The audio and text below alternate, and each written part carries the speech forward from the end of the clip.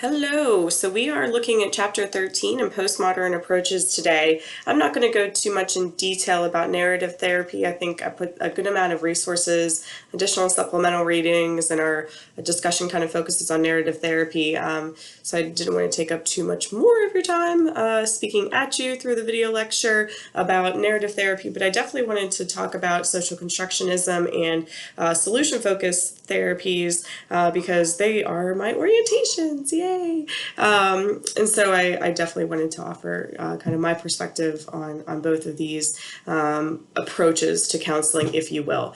So social constructionism is kind of a mindset, if you will, within postmodern approaches, and it's unique in that so you can practice social constructionism from any perspective. So, for example, my personal theory of teaching, my philosophy of teaching comes from a social constructionist background, or social constructionist viewpoint. But then there's also counseling from that perspective too, and narrative therapy and solution focused therapy fit within that because really the one of the things that kind of connects these approaches to counseling is that we absolutely believe that the client is the expert, and without a doubt, it's not me. It's not me as the counselor. The client is the expert of their life. And even more so, the client, when we're thinking about somebody developing their story, their reality, their picture of what is going on, it is not for me to tell you all what your experience is or has been as a student of mine. It is for you to tell me what your experience is. It's for me to sit back and listen and reflect on that experience and accept it as your experience and accept it as your reality. So when we're thinking about counseling and using social constructionism as a foundation, the client has their reality. It is not a perceived reality. It is not an incorrect reality. It is not something they've made up. It is their life, and we have to be respectful of that. And so we are providing our clients with the support and the resources, if need be, to allow them to speak their truth, to allow them to speak freely about what's going on. I think social constructionism, solution-focused, narrative therapy all really fit nicely in terms of a diversity perspective because I will never, my way of knowing is completely different than anybody else's way of knowing. And so within these constructs, we allow our clients the freedom to explain what their situations have been, how they've been impacted by their lives. And then we offer optimism and a positive perspective and help our clients get to where they want to be, not where we want to be, not where we think they need to be, but get where they need to be. So goals in general are to help our clients create new meaning, to help them understand that they have thrived and survived and are resilient in their lives. We help them kind of co-construct or co-develop solutions that are unique to whatever situation that they're presenting or bringing to us. And we're kind of reflecting on how culture, how the dominant culture that the individual is impacted by plays a role in all of it. When we're thinking about solution-focused brief therapy, I always say it's just solution-focused therapy, but solution-focused brief therapy, you'll see that there's a lot of parallels between solution-focused therapy and positive psychology, and even narrative therapy if you're really kind of digging into it. But to me, solution-focused brief therapy was always very easily integrated into my job as a rehabilitation counselor.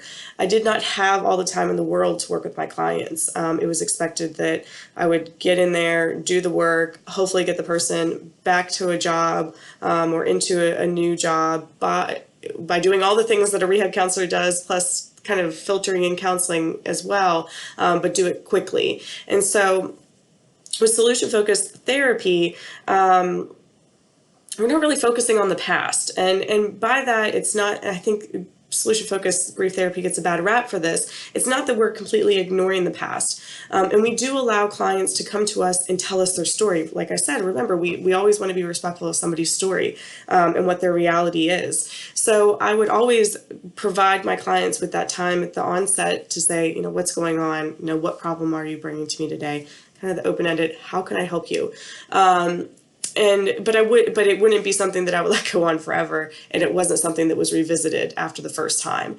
And I would be respectful of a client, and if I got to a point where I felt like I understood their story, I understood where they were going, I would interject when a client was telling me what their background was, what the past was. And I would simply say, I really feel like I've got a good grasp on what happened in the past. So how can I help you today? What do you want your goal to be moving forward? And so for me, I've always felt like I had a personality that could do that, that it wasn't uncomfortable for me to kind of say to a client, got it, got it. I understand the story. I understand what happened to you. Let's move forward now. But certainly as a novice counselor, it was more comfortable for me to be in that person-centered, even CBT type arena, because it allows for a little bit more of an exploration of somebody's past. But in solution-focused therapy, basically the idea is that there isn't time for that. So we're always thinking about in solution-focused what the client's goals are. So we're allowing clients to set their goals, and you probably got this from me whenever you were on campus in the spring.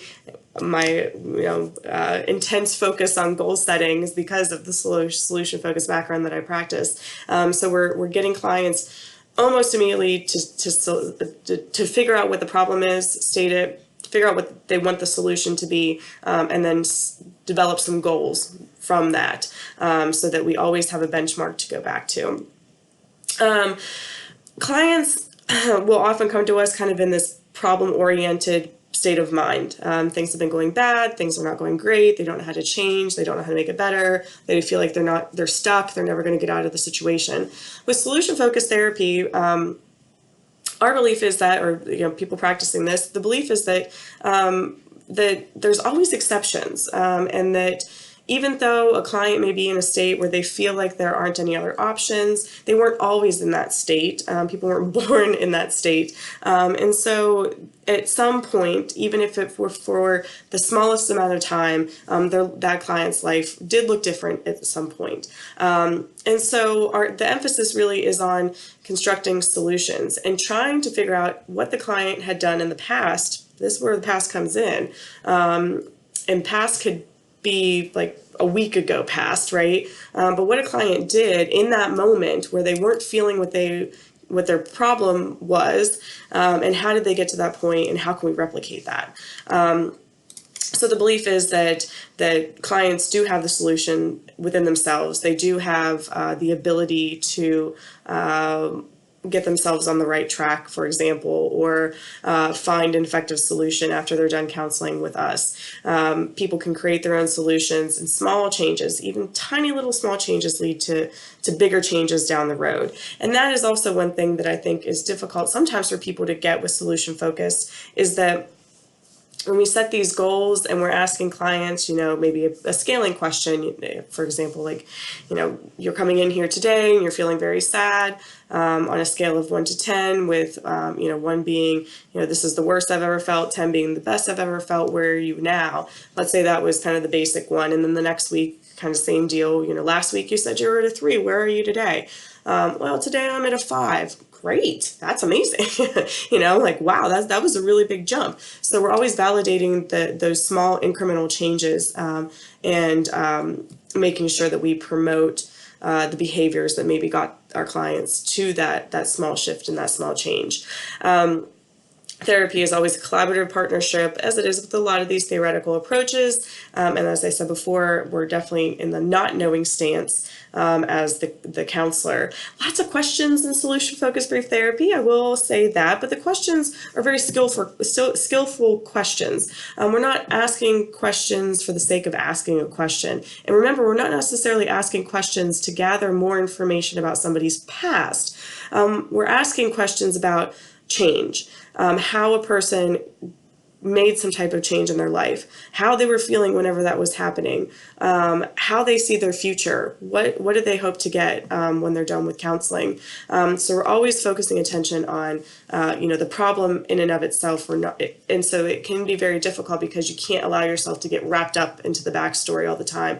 You always have to keep your eye on the prize, if you will, or the goal that the client has set. And that's part of it too in solution focus, that you're always kind of getting people back in the lane, right? You're getting them back on track. And so if a client was kind of going off track, telling me more of their past or more of whatever the problem was, I again would have to interject appropriately and respectfully to say, that this all seems like maybe a separate problem that we could address, but let's talk about the goal that you had set with me for the short term. So I'm going to get past the questions type, and I'm kind of just following along a little bit here with the slides in the specific techniques. So what I also really like about solution-focused brief therapy is that that there's this belief that change occurs after an appointment is made. And excuse me. So DeShazer said basically that when a client calls you to make an appointment, they've already engaged in the process. They've already put themselves in the mindset that, there is a problem that needs to be addressed. And so therefore, between the time when an appointment is made and the first appointment in your office, the therapist's office, that's been some work. Potentially work has been done, pre-therapy change. And so we're often asking, all right, so what have you done since you made that phone call? I mean, because sometimes people make a phone call and can't get in for another week. So what has somebody done in that time? They've been working. What is it that they've done? And so, and once we've established that, and then ideally establish a relationship, because the relationship is very, very much so key in the overall process, because we're not talking about even 12 sessions here is the typical length of somebody coming in for solution-focused brief therapy. We're talking like 3, 5, 8 maybe sessions that you might have with a client. So if you don't establish that relationship early on, it really can hinder the overall progress. Exception questions are huge. Tell me about a time whenever you didn't feel like this. Tell me about a time whenever you were able to have a conversation with a stranger. Tell me about a time when things were working out. The miracle question. If a miracle happened, if you went to sleep tonight and a miracle happened, what would your life look like tomorrow? I would not say a miracle whenever I was using this technique with my clients. I would often say, if everything could be absolutely perfect, because we're talking about employment situations here, usually, if everything would be absolutely perfect and you got the dream job that you wanted and everything was perfectly fine, what would that look like? And doing that was really helpful because I feel like I've said this before in some classes or somewhere, but it allowed me to see what that, pie in the sky, reach for the stars goal was for the client. And then I could kind of tailor my approach to either work alongside to get to that goal if it was realistic, or to get the client to see where there might be some inconsistencies with, what they may or may not be able to achieve.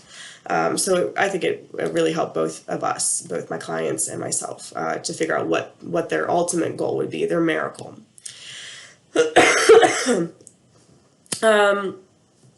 Feedback is always given. Usually a therapist will kind of end a session with okay, so let me just recap everything for you. So we started out with this today, and, you told me a little bit about how you were able to do something, and, we set this goal that you think you can, do this one task 5 times in the next week, and you're going to report back.